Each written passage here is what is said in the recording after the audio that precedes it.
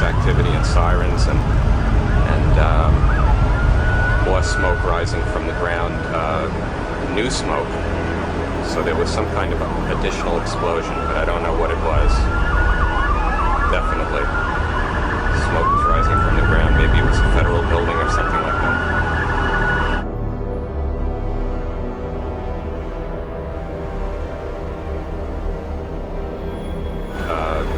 New smoke. So there was some kind of additional explosion, but I don't know what it was. Definitely. It's now 11 o'clock.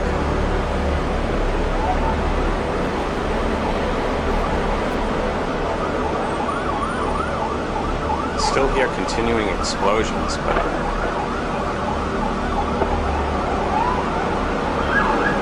know what it is.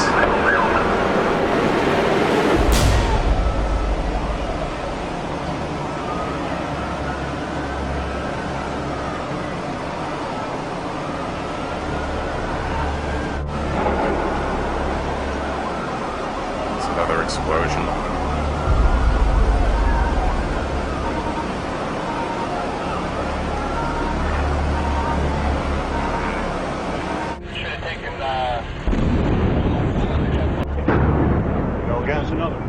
Hours after the attack, many smaller explosions rumbled through downtown. Keep your eye on that building as they coming down. The building's about to blow up. For those of you who remember that originally the first responders were getting calls that there was a missile launched from the Woolworth building. The newly formed Kellogg's company's original headquarters were in the Woolworth building in Lower Manhattan. I know, it's just another coincidence, isn't it? They later on moved to Oak Ridge, Tennessee. But now the Kellogg's company, you will know them today. Here we are, fasten your seatbelts, as Halliburton. Dick Cheney's old company. There you go. I told you I was going to take you to Dick Cheney. Tell me what you said to the Iraqi leadership and how far you're willing to push them. On the security front, I think there's a general consensus that we've made major progress, that the surge has worked. That's been a major success. 2/3 of Americans say it's not worth fighting. So? So? You don't care what the American people think? No, I think you cannot be blown off course by the fluctuations in the public opinion polls. So let's just be very clear about what it is that Dick Cheney did. He directly participated by his own boastful account in the implementation of a domestic spying program that subjected thousands of Americans on U.S. soil to having their emails read and telephone calls listened to by government agents without the warrants required by the criminal law. The institution of the worldwide torture regime went way beyond waterboarding. It included a whole variety of techniques that the U.S. has constantly prosecuted other people and other nations for using, and according to General Barry McCaffrey, it was one whereby we, quote, murdered dozens of people in our custody. And then he was the driving force behind a war of aggression, an attack on Iraq that ended the lives of at least 100,000 innocent human beings and far more. And what's so troublesome is exactly what you just said, which is we've decided now to treat those like simple policy disputes, like mistakes that he made, rather than what they are, which is among the most serious and egregious crimes committed over the last decade, if not in this generation. I mean, there's a statute in place that said if you eavesdrop on Americans without warrants, you go to prison for 5 years for each offense. We have a treaty that requires that we will prosecute all people who ordered torture. General Taguba, who was tasked with investigating this, said that there's no doubt that high Bush officials created war crimes. The only question is whether they'll be held to account. And then in the Nuremberg trials after World War II, the U.S. prosecutor in charge of that tribunal said the worst crime is not genocide or bombing hospitals or anything else. It is a war of aggression. That is the kingpin crime. And yet Dick Cheney is in the middle, by his own proud admission, of all of those crimes, and yet we don't treat him like a criminal. We instead immunize him from his crimes and treat him like a celebrity and reward him for it. Do you think that the U.S. or UN forces should have moved into Baghdad? No. Why not? Because if we'd gone to Baghdad, we would have been all alone. There wouldn't have been anybody else with us. It would have been a U.S. occupation of Iraq. None of the Arab forces that were willing to fight with us in Kuwait were willing to invade Iraq. Once you got to Iraq and took it over and took down Saddam Hussein's government, then what are you going to put in its place? That's a very volatile part of the world, and if you take down the central government in Iraq, you can easily end up seeing pieces of Iraq fly off. Part of it the Syrians would like to have to the west. Part of eastern Iraq the Iranians would like to claim, fought over for 8 years. In the north you've got the Kurds, and if the Kurds spin loose and join with the Kurds in Turkey, then you threaten the territorial integrity of Turkey. It's a quagmire if you go that far and try to take over Iraq. The other thing was casualties. Everyone was impressed with the fact that we were able to do our job with as few casualties as we had. But for the 146 Americans killed in action and for their families, it wasn't a cheap war. And the question for the president, in terms of whether or not we went on to Baghdad and took additional casualties in an effort to get Saddam Hussein, was how many additional dead Americans is Saddam worth? And our judgment was not very many, and I think we got it right. There's a great YouTube of Dick Cheney in 1995 defending Bush #1, and he goes on for about 5 minutes. He's being interviewed, I think, by the American Enterprise Institute, and he says it would be a disaster, it'd be vastly expensive, it'd be a civil war, we'd have no exit strategy. He goes on and on for 5 minutes. Dick Cheney said it would be a bad idea, and that's why the first Bush didn't go into Baghdad. Dick Cheney then goes to work for Halliburton, makes hundreds of millions of dollars as their CEO. Next thing you know, he's back in government. It's a good idea to go into Iraq. The day after 9/11, George Tenet's going in the House, and Richard Pearl's coming out of the White House. And George Tenet should know more about intelligence than anybody in the world. And the first thing Richard Pearl says to him on the way out is, "We've got it, now we can go into Iraq." And George Tenet, who supposedly knows as much intelligence as anybody in the White House, says, "Well, don't we need to know that they have some connection to 9/11? He says it doesn't matter. It became an excuse. 9/11 became an excuse for a war that they already wanted in Iraq. I don't have a lot of respect for Dick Cheney. Here's a guy who got 5 deferments from the Vietnam War. Clearly he's a coward. He wouldn't go when it was his time to go, and now he's a chicken hawk. Now he's this big tough guy who wants this hardcore policy, and he's the guy that sanctioned all this torture by calling it enhanced interrogation. Do you think Rush Limbaugh's a better Republican than Colin Powell? No, not at all. In fact, if you compare the two, let's look at Colin Powell, who's a war hero, who strapped it on for his country twice and didn't run and hide, and then you look at Dick Cheney, who ran and hid.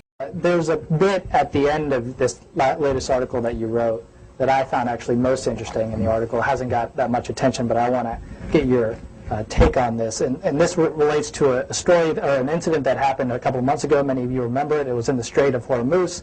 There was an incident where an American carrier almost blew a couple of Iranian speedboats out of the water and perhaps would have started the next war, a war against Iran, or potentially a World War III.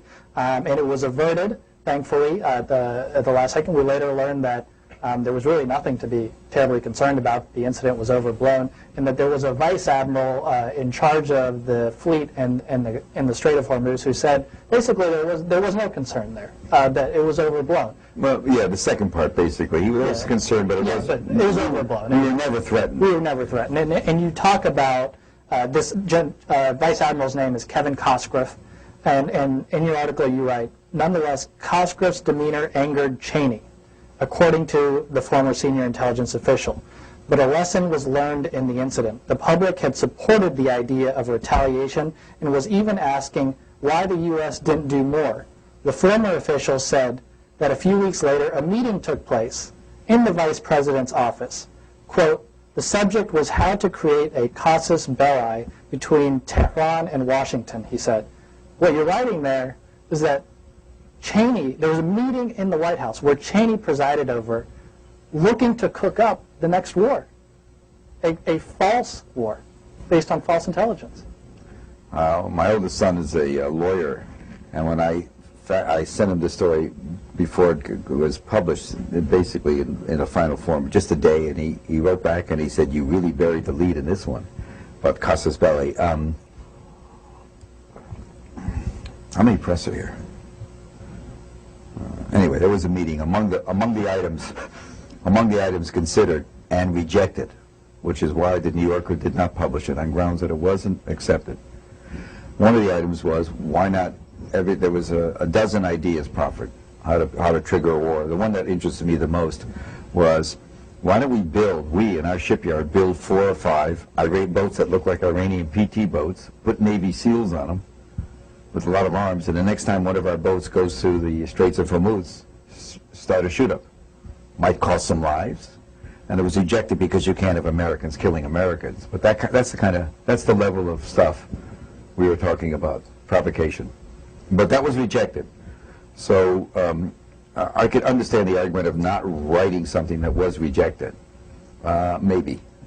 Basically, my attitude always towards editors is they're mice training to be rats. So, but you have to, you know, but the point is, J. June, if you know what that means, silly, maybe, but potentially very lethal, because one of the things they learned in the incident was the American public, if you get the right incident, the American public will support, you know, bang, bang, kiss, kiss, you know, we're into it. And the public, although that was the other side that had issue that was important, what happened in the Gulf, in the Straits in early January, the president was just about to go to the Middle East for a visit. So it was all, that was one reason they wanted to gin it up, get it going. Look, is it high school? Yeah. Are we playing high school with, you know, 5,000 nuclear warheads in our arsenal? Yeah, we are. We're playing, you know, who's the first guy to run off the highway with us in Iraq. Donald Rumsfeld was the head of the Department of Defense from 2001 to 2006, and the man who was to be contacted specifically in the event of a terrorist hijacking, according to the DoD's own guidelines, which were mysteriously revised just months prior to 9/11. However, as we exposed in a previous documentary, Rumsfeld was missing in action on this, the most important day of his career. So if we are to accept at face value that the head of the US military was so out of the loop that morning that he was not even aware of the hijacked jet flying over Washington until it hit the very building that he was sitting in, then just who was in charge of emergency operations that morning? A call to the traveling president, urgent conversations with top aides, and then a burst through the door. My agent all of a sudden materialized beside me and said, "Sir, we have to leave now." And grabbed me and propelled me out of my office and down the hall into the underground shelter in the White House. In White House shorthand, it is the PEOC, the Presidential Emergency Operations Center. Oh, I didn't know that it existed till I was actually down there. And I'm not sure I could find my way back there to this day. A Cold War relic deep underground, and the Vice President's base of operations on the first day of a new war. In the 9/11 Commission's final report, Cheney's time of arrival at the PEOC, the Presidential Emergency Operations Center, is given as 9:58 a.m. This is directly contradicted, however, by testimony given before the 9/11 Commission by Norman Mineta, who was the Secretary of Transportation at the time. Norman Mineta testified that Cheney was already at the PEOC at 9:20 a.m. when he arrived, but the 9/11 Commission report lists the time of Cheney's arrival as 9:58. Where did the 9/11 Commission get this number, and why is this discrepancy important? If we are to believe the 9/11 Commission report, Cheney didn't arrive until after Flight 77 hit the Pentagon. If Mineta is right, however, Cheney was commanding the Emergency Operations Center as the plane was bearing down on the heart of the American capital, the most heavily defended airspace in the world. This is not a trivial point. Nor is it merely a case of Norman Mineta being confused about the timing of events that day. In fact, he remembers quite clearly exactly what Cheney was doing as the plane approached.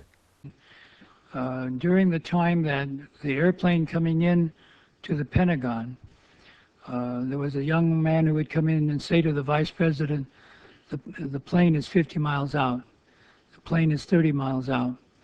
And when it got down to the plane is 10 miles out, the young man also said to the Vice President, "Do the orders still stand?" And the Vice President turned and whipped his neck around and said, Of course, the orders still stand. Have you heard anything to the contrary? A moment's contemplation reveals the magnitude of what we have just heard. Not only was Cheney in the PEOC before Flight 77 hit, he told an obviously nervous aide that the orders still stood and then listened as the plane approached and then hit the Pentagon, the most heavily defended building in the world. Did we just hear confirmation that there was indeed a stand-down order that morning? That is, an order to, in effect, let the plane hit the Pentagon. As the job of creating an informed public has been abdicated by the controlled corporate media, the job of following up with Mr. Mineta about his bombshell information has fallen to the public itself. So far, We Are Change, a citizen activist group known for asking the questions that the controlled corporate media just won't ask, has been the only journalist group to follow up with Mineta about his testimony. My main concern is that in your testimony, you stated that Vice President Dick Cheney came into the POEC office at 9:20 when you arrived, and he was already there. He's gone in front of Meet the Press, and he said that he was there at 9:38. Yet the 9/11 Commission report puts him there at 9:58 that morning. 9:58? Yeah, I don't know if you got a chance to read it, but it puts him half an hour later. So I don't mean to ask a rhetorical question, but to the best of your recollection, was Vice President Dick Cheney already there at 9:20 when you arrived? Yeah, I might have been mistaken on the 9:25, but he was already there. But it wasn't 10. It wasn't 9:58. Yeah, that puts him 38 minutes later, which does not make sense to us at all. No, I don't know how that comes about. So, and I mean, it goes against your testimony, and it goes against his own testimony. I mean, the press, where he said he was there at 9:38, that's a full 38 minutes. So, to the best of your recollection, he was already there. Oh, absolutely. Why has the corporate-controlled media never followed up with either Cheney or Mineta about this discrepancy, key to our understanding of what happened on that day? Why did the 9/11 Commission report list the time of Cheney's arrival at the PEOC as 9:58 a.m.? And can Cheney himself ever be trusted to set the record straight for the American people? It's good to be back at the Council on Foreign Relations. As Pete mentioned, I've been a member for a long time and was actually a director for some period of time. I never mentioned that when I was campaigning for re-election back home in Wyoming. The inevitable question now becomes, if Rumsfeld was missing in action, and Cheney was sitting in the Presidential Emergency Operations Center, listening to Flight 77 approaching and then hitting the Pentagon, what was the Commander-in-Chief doing on that day?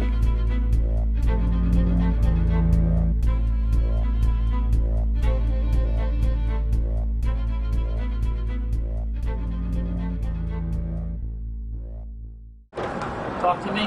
Oh, I was standing on the roof of the Woolworth building on the 56th floor looking out the tower to see what happened. And the next thing I did, I seen a spot in the air.